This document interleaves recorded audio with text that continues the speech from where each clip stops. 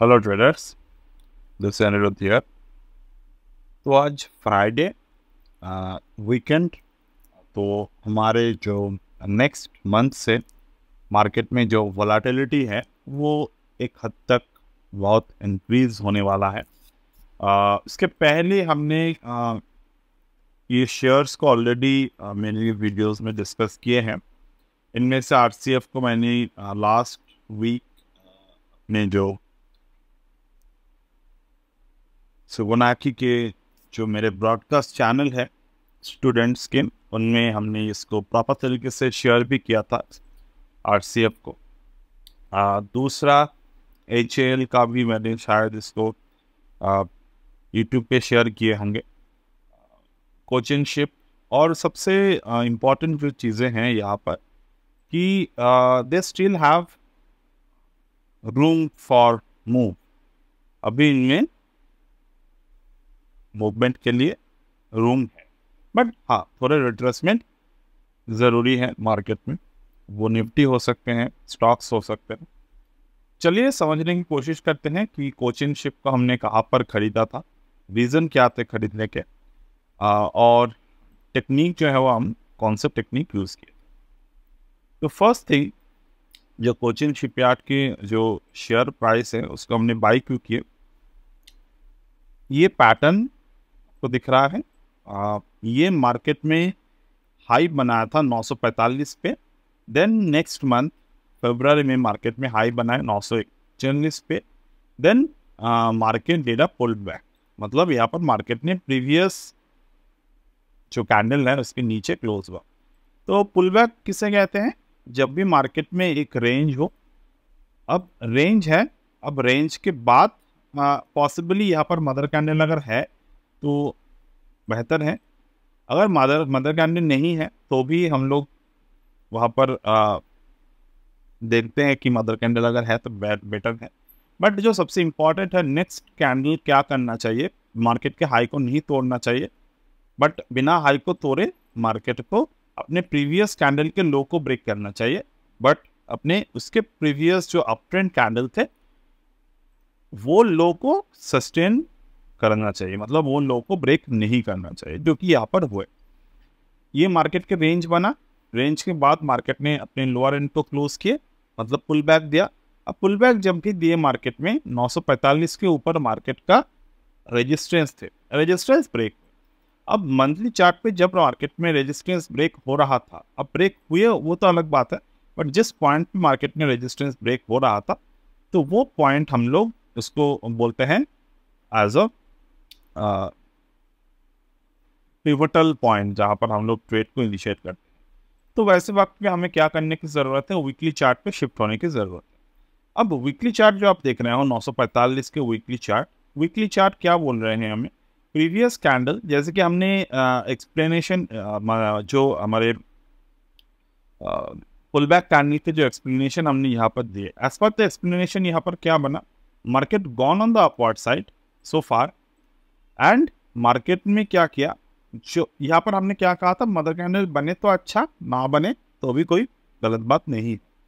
अब यहाँ पर मदर कैंडल नहीं बना मार्केट में, बट मदर कैंडल बनने की जगह पर मार्केट यहाँ पर एक evening star kind of pattern, मतलब एक रिवर्स दोजी पैटर्न, या फिर आप इसको कह सकते हो कि बियरिश बटरफ्लाई, या फिर क्या बोलते हैं इसको,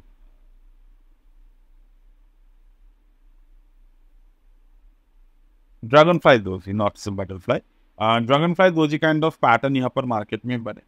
तो जब भी ये पैटर्न मार्केट में बने, इट डजेंट मैटर कैंडल के नाम क्या है, हमेशा आपको स्ट्रक्चर को ढूंढने की जरूरत है। यहाँ पर मार्केट ने क्या किया, प्रीवियस कैंडल के लो को ब्रेक किए, बट लो ब्रेक करने के बाद ऊपर की तरफ क्लोज हुए, जो यहाँ पर भी हुए थे। तो मार्केट में यहाँ पर मार्केट पुल बैक सस्टेनेबल कर दिए। अब पुल बैक के बाद जब मार्केट यहाँ पर अपने प्रीवियस हाई के ऊपर क्लोज हो रहा था, तो हमें ये नया रेजिस्टेंस मिला यहाँ पर, और नया रेजिस्टेंस कहाँ पर है, 1170। अब 1170 के ऊपर जब मार्केट आए तो हमें देखने की ज़रूरत है कि डेली चार्ट क्या बोल रहे हैं यहाँ पर। अब 1170 का आप मार्क कर लीजिए एक बार, दिस इज द 1170। तो 1170 पे मार्केट का यहाँ पर एक रेजिस्टेंस बना, देन मार्केट 1170 में आकर एक कंफर्मेशन कैंडल क्रिएट किया on the time of 14 of May. तो 14 ऑफ मई को मार्केट में हमने यहाँ पर एंटर किए over there. At the same time we also enter the RCF। तो आई थिंक उसी दिन का ही RCF में हमारे एंटर थे। तो हमने इस पर्टिकुलर जो एरिया थे इसके बाद हमने मार्केट को फाइंड आउट किया। तो यहाँ से अभी we are in the good profit of around 40%। तो यहाँ पर 40% के प्रॉफिट है। RCF में we are currently in the 15% profit. मेरे जो पर्सनल प्रॉफिट है 15% है। बाकी के जब से हमने इसको शेयर किए थे अपने ब्रॉडकास्ट में, वहाँ से इसका 10% ROI जनरेट हुए हैं। अब HL को अगर हम लोग देखते हैं यहाँ पर, HL का जो चार्ट बना है it was a fantastic chart. और यहाँ पर हम लोग अगर फिबोनाची रिट्रेसमेंट पे देखते हैं कितने यहाँ पर मूवमेंट आए हैं, तो we are already hit the 4.236। तो 4.236 हिट हो गए। अब ये ऑलरेडी अप ट्रेंडिंग चैनल पे है, तो हमें ऑब्जर्व करने होंगे कि यहाँ पर क्या होते हैं। Then M&M we are in the fantastic movement right now. M&M के जो मूवमेंट आए हैं फैंटास्टिक। अगर मार्केट में बहुत अच्छा होते हैं, मतलब after election the Nifty market we can also see this kind of momentum कि मार्केट 25,000 26,000 तक बिना रुके चला जा सकता है। बट अगेन 25,000 26,000 मार्केट जाएगा, बट वो अब जाएगा या फिर कुछ टाइम बाद जाएगा, that is different story.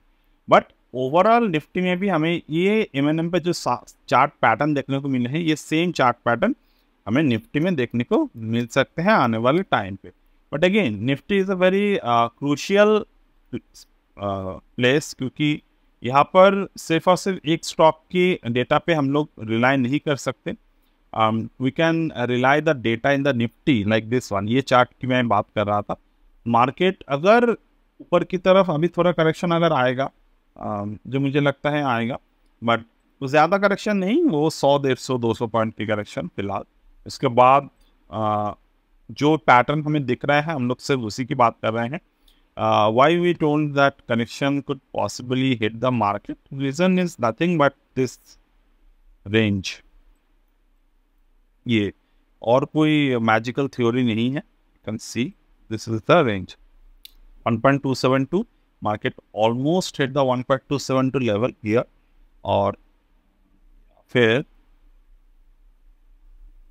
yes, this is 1.272। और दूसरा रीजन है 1.25 रिट्रेसमेंट थ्योरी। अब हमेशा ये तो ज़रूरी नहीं है गैन रिट्रेसमेंट पे मार्केट फिबोनाची रिट्रेसमेंट पे ही फोकस ले। 23,038 market made a high of 23,026। तो ऑलमोस्ट यही रेंज मार्केट का बना हुआ है अभी। तो थोड़े corrections we can expect, otherwise there should not be harm if the correction did not occur. और दूसरी बात यह है कि मार्केट में अगर हम लोग रिवर्स फिबोनाची पे देखें, यानी कि ये जो मैंने अभी आपके साथ शेयर किया Fibonacci, it was a continuation Fibonacci. Now what is the reverse Fibonacci? Reverse Fibonacci is the level जहाँ पर हमें मार्केट के रेजिस्टेंस ब्रेक होते हुए दिखे। तो यहाँ पर मार्केट के रेजिस्टेंस सपोर्ट ब्रेक हुए थे, एंड सेम टाइम अगर हम लोग फिबोनाची को इस रेंज पर ड्रॉ करते हैं तो हमें एक नंबर दिख रहा है विच इज 23,029। अब ये 23,029 के जो लेवल है मार्केट ऑलमोस्ट इसी रेंज पर है अभी भी। तो जब तक कि ना इस रेंज पर मार्केट है या फिर रहेगा, वी कैन एक्सपेक्ट। और कौन से फिबोनाची पे रिएक्ट करेगा ये बोलना अभी थोड़े टाइम के लिए मुश्किल है, क्योंकि मार्केट सारे के सारे फिबोनाची लेवल पे रेजिस्टेंस की बहुत नज़दीक यहाँ पर बने हुए हैं। तो जब तक कि ना वो लेवल हिट होता है, हमें मार्केट में ऑब्जर्वेशन वाइज ट्रेडिंग ही करने की ज़रूरत है। बाकी अगर मैं यहाँ पर 1 आवर का टाइम फ्रेम को देखता हूँ, तो 1 आवर के टाइम फ्रेम क्या बोल रहे हैं यहाँ पर? The 1 hour of the time frame market hit 2.618, market almost hit 3.618, and in the upside momentum case market के ऊपर जाने के स्पेसेस भी थोड़े बहुत यहाँ पर है। बट हाँ, हमारे जो चार्ट है वो डिफरेंट स्टोरी बोल रहे हैं, हमारे जो डेटा है वो डिफरेंट स्टोरी बोल रहे हैं।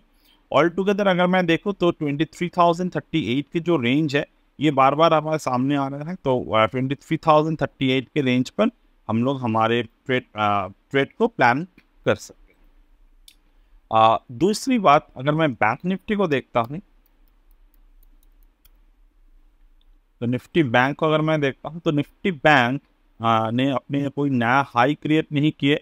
जैसे कि निफ्टी ने कल अपने नए हाई को क्रिएट किए हैं। तो ओवरऑल अगर मैं देखता हूँ तो बैंक निफ्टी का क्लोजिंग आज जो हुए हैं वो 0.618 के ऊपर हुए हैं।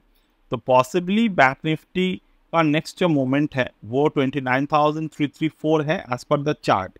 बट हमें डेटा, ऑप्शन के जो डेटा है वो हमें देखने की ज़रूरत होगा यहाँ पर बैंक निफ्टी में। और बाकी के जो भी चार्ट यहाँ पर दिख रहे हैं वो हमें एक शॉर्ट टर्म करेक्शन मार्केट में देखने को दिखा रहा है। ठीक है, अब शॉर्ट टर्म करेक्शन को आप समझेंगे इस तरीके से। अब बहुत सारे लोग पूरे या इस सारे चीज़ों को इंडिकेटर बेस्ड समझने की कोशिश करते हैं। तो अगर आप RSI को लेते हो यहाँ पर, this is the RSI and you can C previous candle itself. ये प्रीवियस कैंडल है, ये प्रीवियस कैंडल का मार्केट की जो रेंज था RSI की वो था 68.23। अब सेम बात अगर मैं देखूँ, आज प्रीवियस कैंडल के ऊपर मार्केट के क्लोजिंग हुए हैं, मतलब प्रीवियस कैंडल के ऊपर मार्केट गया था। तो आज के RSI क्या हुआ, 68.23 से लेकर ये 67.77, यानी कि RSI में एक नॉर्मल डाइवर्जेंस यहाँ पर बने हुए हैं। बट जैसे कि RSI जब भी 60 के ऊपर रहते हैं तो वहाँ पर बुलिश डाइवर्जेंसेस का बहुत ज़्यादा फोकस नहीं रहता। इसीलिए मैंने जो रेंज कहा वीडियो के शुरुआत में, 100-150 पॉइंट का एक करेक्शन हम लोग देख सकते हैं। उसी के बेसिस पे मैंने ऑप्शन भी राइट किए हैं। इफ़ इन एनी केस अगर मैं देखता हूँ कि ऑप्शन प्राइस वो रेंज को ब्रेक कर रहा है तो उस रेंज के ऊपर जब भी मार्केट जाने की कोशिश करेगा, we need to change the option position. That is a very simple way to understand the market dynamics. दूसरा RSI की जो आप सपोर्ट रेजिस्टेंस के बेसिस पर RSI की जो जितने भी डाइवर्जेंसेस बनते हैं, अगर आप देखें 40 के नीचे जब भी मार्केट रहते हैं तो 40 के नीचे जब भी मार्केट रहते हैं तो वहाँ पर बियरिश डाइवर्जेंस ज़्यादा काम के नहीं रहते। एट द सेम थ्योरी अगर हम यहाँ पर देखेंगे तो market create a bearish divergence pattern. ये बियरिश डाइवर्जेंस बना है market, right. But in this case हमें यहाँ पर मार्केट को एज ए होल अगर हम देखें तो ये मैंने जो बातें कही, I am just repeating my words again. 40 के नीचे जब भी मार्केट में एक बुलिश डाइवर्जेंस बनते हैं तो वो बुलिश डाइवर्जेंस 40 के नीचे जब भी बनता है तो वो हमें हम लोग ये सोचते हैं कि ये 40 के नीचे RSI चला गया तो we will not take it as a serious. But यहाँ पर आप देखिए मार्केट 40 के नीचे था, 37 पे था, but at the same time bullish divergence यहाँ पर बना। तो बियरिश मार्केट में बुलिश डाइवर्जेंस बना जो ऑल टुगेदर थ्योरी का ऑपोजिट जाते हैं, बट हाँ डाइवर्जेंस थ्योरी के साथ जाते हैं, बट वो सक्सेसफुल यहाँ पर हो गए। इसको सक्सेसफुल होने के पीछे मैंने अगर आप पिछले हफ्ते का वीडियो देखे होंगे तो आपको पता होगा कि मार्केट ने 1.272 ये वाला दिस वन